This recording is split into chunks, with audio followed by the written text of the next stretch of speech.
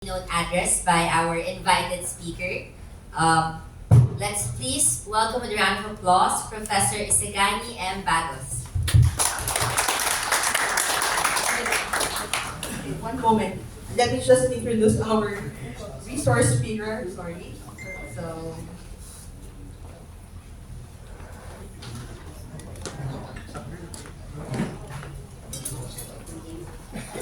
let me formally introduce our speaker. Dr. Isagani L. Bagos is a remarkable individual with wealth of educational and professional accomplishments, and with strong foundation in business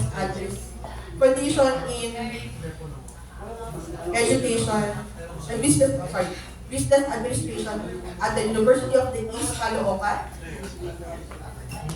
He has also a diploma in industrial relations of School of Labor and Industrial Relations at the University of the Philippines, Diliman. He also holds a Master in Public Administration with a specialization in Organizational Studies and Public Fiscal Administration at the University of the Philippines, Diliman. He also has a Doctor of Philippine Studies at the University of the Philippines, Diliman, and a recipient of Isao University Scholarship Grant at Kaohsiung, Taiwan. He serves as a director at the UP System Supply and Property Management Office at the UP System, and a senior lecturer at the National College of Public Administration and Governance at the University of the Philippines, Diliman. And he is also a senior lecturer at the Faculty of Management Development Studies at the University of the Philippines, Open University. And he is a former senior lecturer at the College of Public Health at the University of the Philippines, Manila.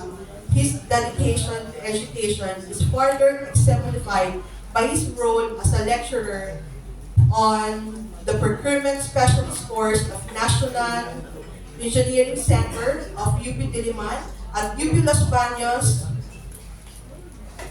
Law Center Paralegal Training Center at the College of Law at the UP Diliman, Central Luzon State University, CLSU, and Polytechnic University of the Philippines, and other government agencies on the Government Procurement Supply Chain Management and Modernized Philippine Government Electronic Procurement System, or PhilGEPS, showcasing his commitment to efficient and transparent procurement process. Furthermore, his role as a consultant for the Philippine Center for Economic Development under the Office of the President and Construction Industry Authority of the Philippines, or SIAP, on Contractors Performance Evaluation System, or CPES, implementing guidelines for infrastructure projects and local water utilities administration, underscore his significant influence in shaping economic policies and strategies. So today, Dr. Bagos will be sharing his insights and expertise, a subject of utmost importance in our field. Let us all extend a warm welcome to Dr. Isagani Bagos.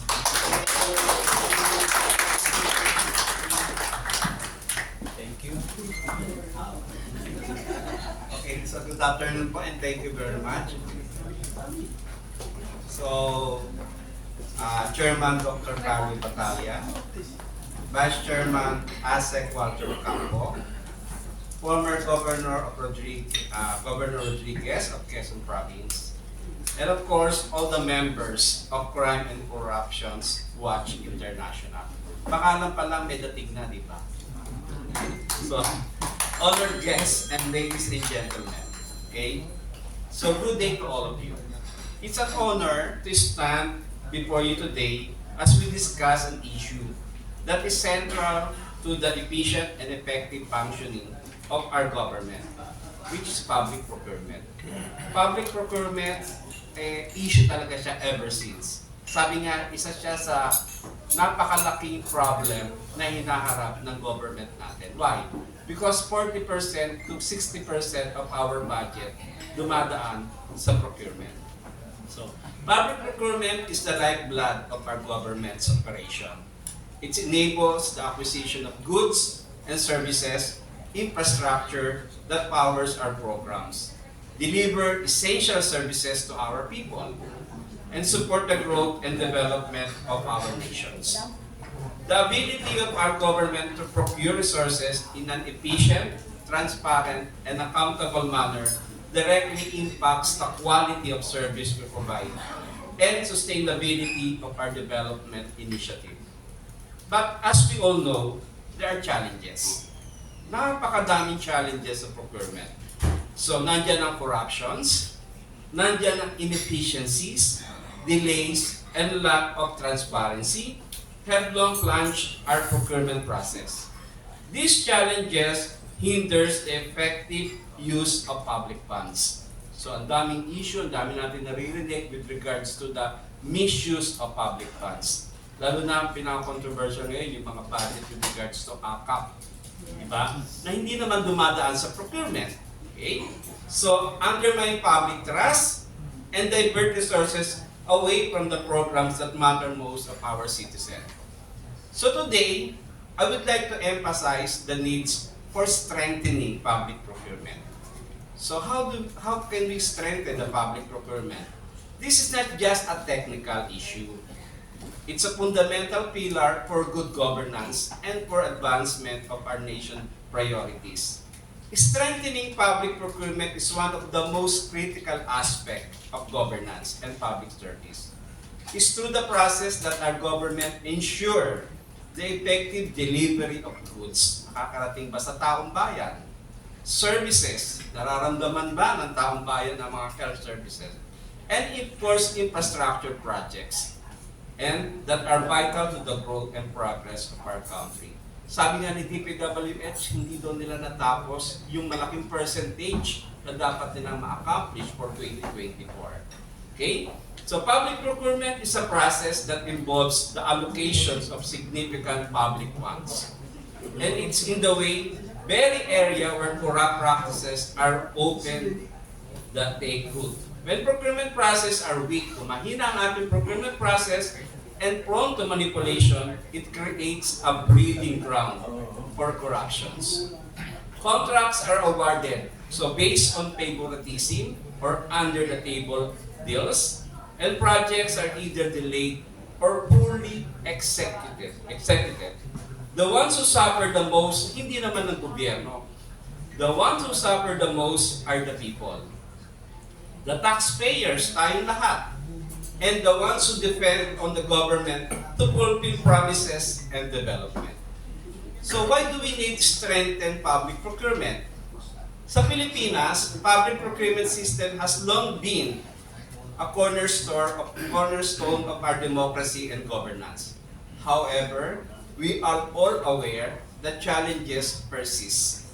So changes that hinders transparency, sabi nyo nga, may transparency essential, accountability, efficiency, and of course, yung asawa ng accountability is responsibility. Issues such as delays in bidding process, so maraming, bakit ba nagpe-fail bid? Inadequate monitoring, natatapos ba lahat ng projects? Nakukumpleto ba ang projects? Kahit na nakita natin how they process it, but the question is, natapos ba? Na-achieve ba? Okay? And then such delay in bidding process, and then at times corruption continue to plunge the system. So these graphs not only affect the quality of public service, but also undermine public trust in government institutions.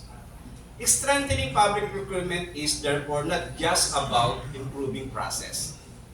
It is about enforcing the value of transparency, accountability, and good governance that are fundamental to our democracy, which is also the goal ng CCWI, di ba? Which is, dapat tayo ay transparent at dapat kung sino dapat managot, dapat siyang managot.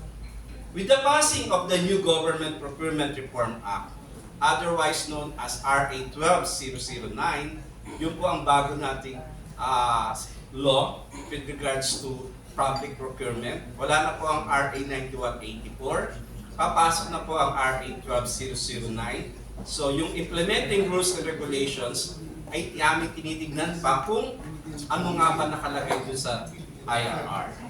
We are presented with tremendous opportunities to perform and innovations in vital area. The new legislations bring fresh hope. Sana maganda, no? Aiming to streamline and improve the procurement process that directly impact our people.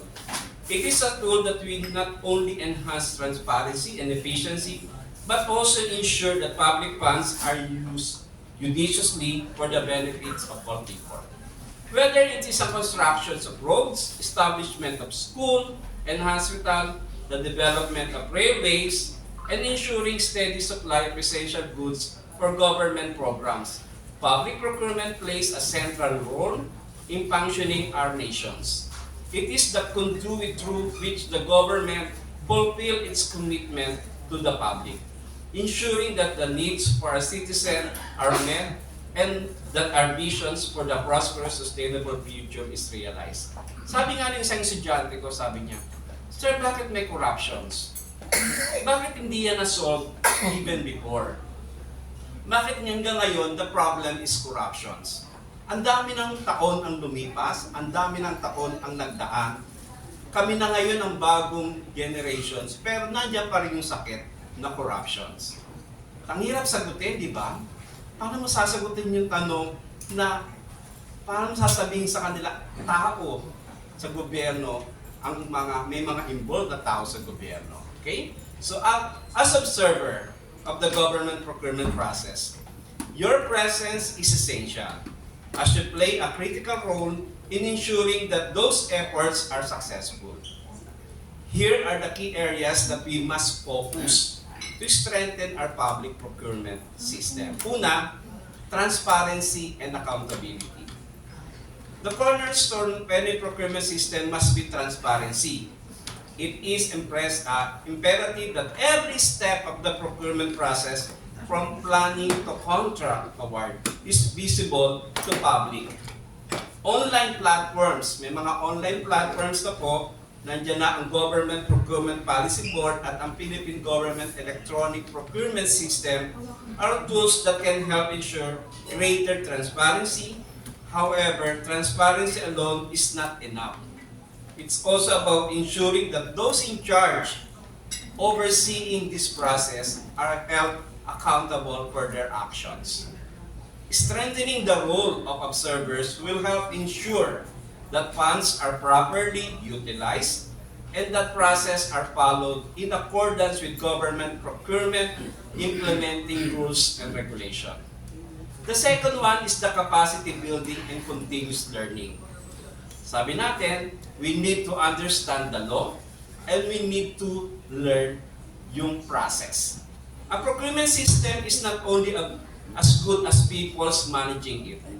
Public procurement requires expertise, specialized knowledge. Kaya nga nandiyan yung Public Procurement Specialist Certification course. Therefore, continuous education and training for procurement officers, even the government officials, procurement observers like you. Diba? Tayo lahat dapat maintindihan natin ang procurement. How can you observe kung hindi mo alam yung process? Diba? And then other person involved in the process is crucial. This includes equipping them with the necessary skill to implement update procurement laws, especially the new law which is RA 12009, using the modern procurement tools like modernized PhilJeps. Magpapa-implement na po si PhilJeps, si government, ng online. Lahat from the APP up to the award ay online na. And upholding ethical standards, strengthen the capacity, our observers will improve the efficiency and effectiveness of our procurement activity, ensuring taxpayers' money is spent wisely. And the next one is technological innovation. One of the greatest opportunities for strengthening public procurement is through the integrations of technology. Online platforms and e-procurement systems such as those developed by PhilJeps already play a key role in enhancing transparency and reducing the potential for corruption. Hindi pa rin mai-eradicate ba natin ang corruptions? Hirap yata sagutin nun, di ba? So, but we must continue to innovate, developing system that streamline bidding process, enhance tracking and reporting, and facilitate easier communications among stakeholders. These tools can help address delays, inefficiency, effort that can arise in manual system, providing more streamlined and effective procurement process. The next one is fostering fair competition. To ensure that public procurement serves the best interest of the Filipino people, it must foster a competitive environment. This means ensuring that all suppliers, especially the local, small, and even the medium-sized enterprise, are given a fair chance to participate in the procurement process. By increasing the competitions, we ensure that government projects are delivered at the best value, ensuring that procurement rules are clear, fair, and applied consistently, help prevent collusions, and guarantees that we got the most out of our funds. And the second to the last is ensuring efficiency and timelines. Procurement process are often criticized for delays. Ang daming delays. Pag ikot kayo sa mga government offices, ang daming mga buildings na hindi natapos. So, that is also a problem, which hinders timely delivery of goods and services. One of the things we need to strengthen is government procurement is the streamline the process, ensuring that all implementing rules and regulations are followed. This requires commitment to efficiency at all levels of the procurement process. And the most important is the role of observer. Observer play a critical role in the effort. Kayo po ang makakasolve ng corruptions. Kayo ang solusyon, isa sa mga solusyon para mapahinto natin ang corruptions. For the government, it is essential to establish and enforce clear procurement policies, providing adequate resources and support procurement officers in their work. For observer, it is vital that they uphold the highest standard of integrity, honesty, and professionalism. Observer must work to ensure transparency, fairness, and accountability are in place in government procurement. So in closing, I urge all of us here today to remain committed improving our public procurement system. Let us work together to ensure that public procurement not only meets the needs of today, but also creates the foundation for more prosperous, equitable future for all Filipinos. Your organizations play a crucial role in restoring the power of public trust by actively working to create systems that ensure fairness, transparency, and accountability in government process. Through your efforts, you demonstrate to Filipino people that their voice do matter and their concerns are being taken seriously. Your commitment in building a framework where our citizens can see and understand how decisions are made and how public resources are allocated. However, this is not responsibility to carry alone. It's a shared duty that involves government officials, businesses, and the public working together. So thank you, and I look forward to our collective efforts to strengthen and improve public procurement for the benefit of the Filipino people and for the benefit of the next generation. Thank you. Thank you so much.